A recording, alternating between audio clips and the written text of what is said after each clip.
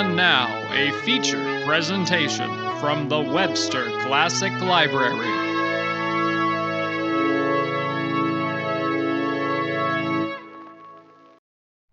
There is nothing like using your body as the ultimate tool, as a means of achieving something greater than yourself. And I'm not just talking about being an athlete, playing within established rule sets, safely within the bounds of what your society deems an acceptable use of muscles, bone, and evolutionary minutiae. I'm talking about the things that nobody previously thought possible or weren't brave enough to try. You can use your body as a means of pushing new boundaries or creating fresh new perspectives or exciting new experiences for yourself to have forever. I think it's important to acknowledge that there is a split between the mind and the body. And while it is true for human beings, without the mind, the body is somewhat useless. Well, while you sit on your couch or snuggled up in bed watching this video, you should acknowledge that in modern times, it's easier than ever to live a sedentary lifestyle and be happy about that. Certainly more so than in the early 70s when Philippe Petit was searching for any and all opportunities to push his tightrope walking abilities to their absolute limits. I mean, as someone with incredible talent in anything at all, that's just what you would want to do, right? I mean, in the information age, I can go online and I can see any number of videos of people dying because they thought to try something daring or foolish.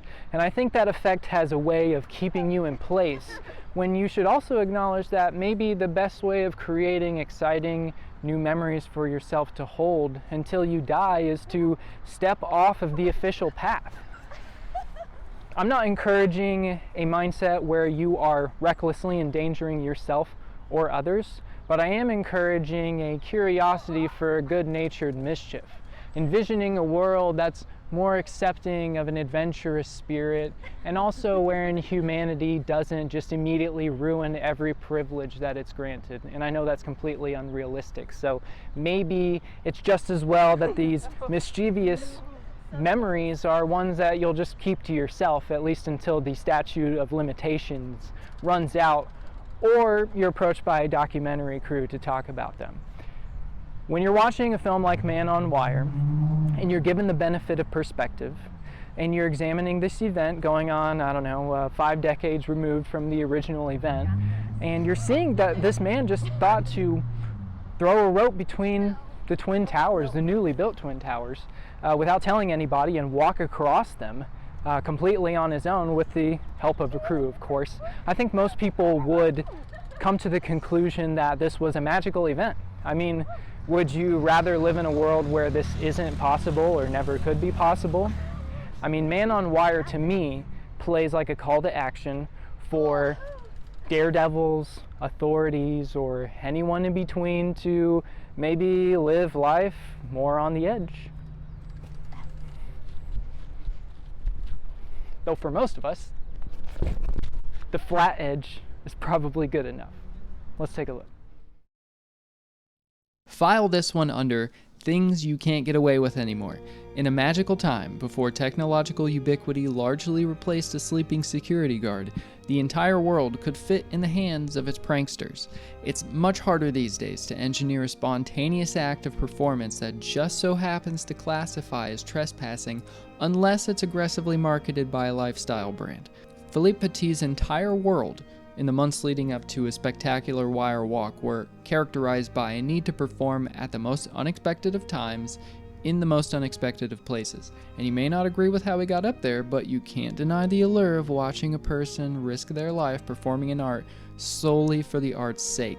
Standing beneath an unauthorized wire walker exposes you to the thrill, the dark thoughts of what happens should they slip, knowing that this can't possibly be officially sanctioned and that the authorities are going to have a hell of a time sorting this one out. What is the perpetrator supposedly doing wrong, though?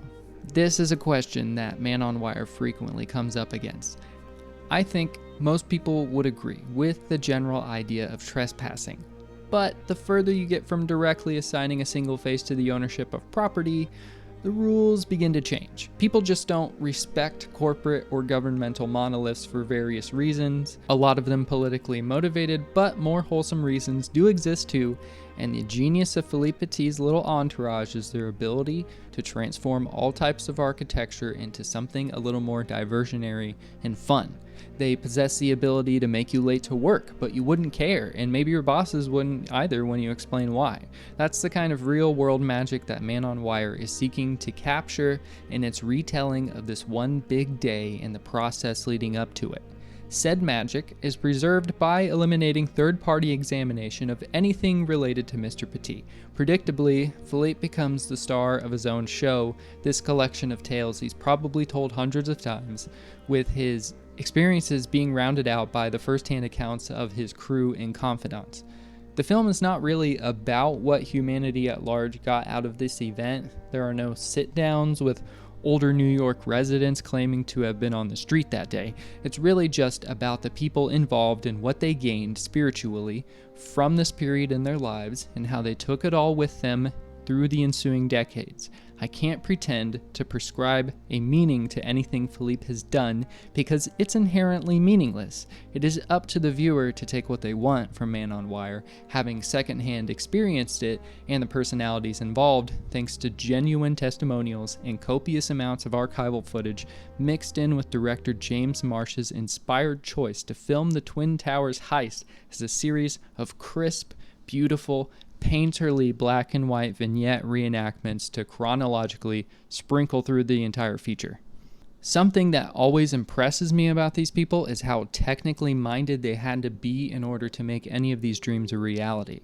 Of course, you would need to understand the physics and engineering required to undertake this big boy version of wire walking, so they obviously had the prior experience of learning and acquiring these talents. However, even just figuring out the feasibility of walking across the Notre Dame Cathedral featured early in the film is something of a mind boggle. Watching them try to guesstimate how they're going to pull off the Twin Towers, the then tallest buildings in the world, from a flat field in French farmlands is insane. Upon hearing this new idea, I don't think it would have been irresponsible to take Philippe aside and ask if the toothache he was suffering from hadn't infected his bloodstream.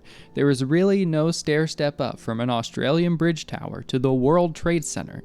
Philippe effectively hopped on a pogo stick and leapfrogged all the sensible next levels of envelope pushing in arriving to this conclusion. I would have liked to get some sense of what everyone involved wound up doing with themselves after that day in New York, because it's interesting how a band of otherwise normal people helped propel Petit into superstardom. They rightly get their credit in the documentary and help to color all the extra details from their perspectives, but I still feel like there's some info left on the table. Maybe it's a matter of everyone feeling happy to share their story and nothing more. Even with the story laid out before you from its primary sources, you're still left with some lingering questions. But at least this film allows you to experience what these people were like in their days of being young and bored, therefore committed to the bit of getting Philippe safely to his Daredevil's playground. Clearly you can see that they thought they were onto something by commissioning a separate documentary crew to capture the behind the scenes so that one day they could use it to contextualize their exploits. I'm not aware if any of the first-party archival footage has been used elsewhere, but Man on Wire clearly is the most mainstream exposure the footage will ever get, introducing it to a whole new audience decades later on one of cinema's highest stages. How much further can you take something than all the way to collecting the Academy Award for Best Documentary Feature? In my eyes, this is the definitive experience. The film's emotion is built up by its subjects and their memories captured on film so that the reenactment scenes can be successfully dramatized and played for a surprising amount of narrative tension. It's not often that you're able to grasp fictional story beats in a non-fiction narrative, which is fun in itself, but something as simple as Man on Wire's choice of score really helps round out the experience. The selected tracks from Michael Nyman's body of work are perfect in their simplicity and ability to convey the film's excitement and melancholy.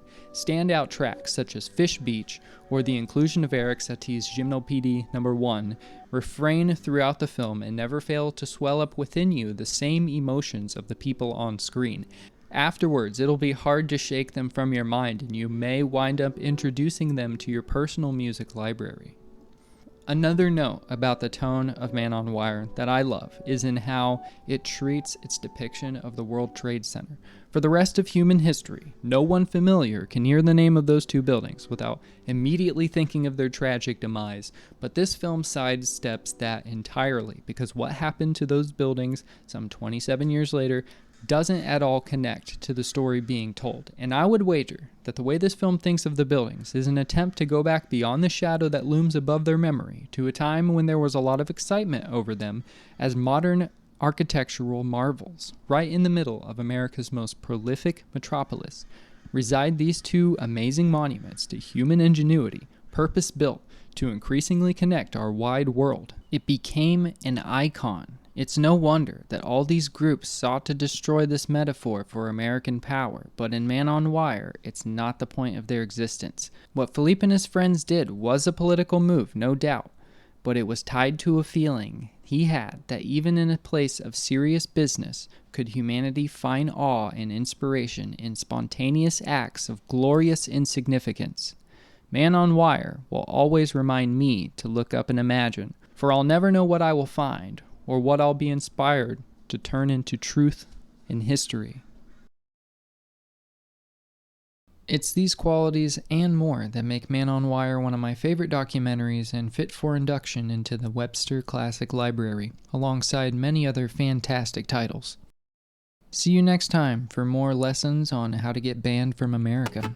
I am pissing away my life, I am risking it in the wind. Don't ask me if it's right, that's just how it was back then. It's time to God, that looks so good. Dude, this looks so good. If you hear a splat, it means that all have fallen over.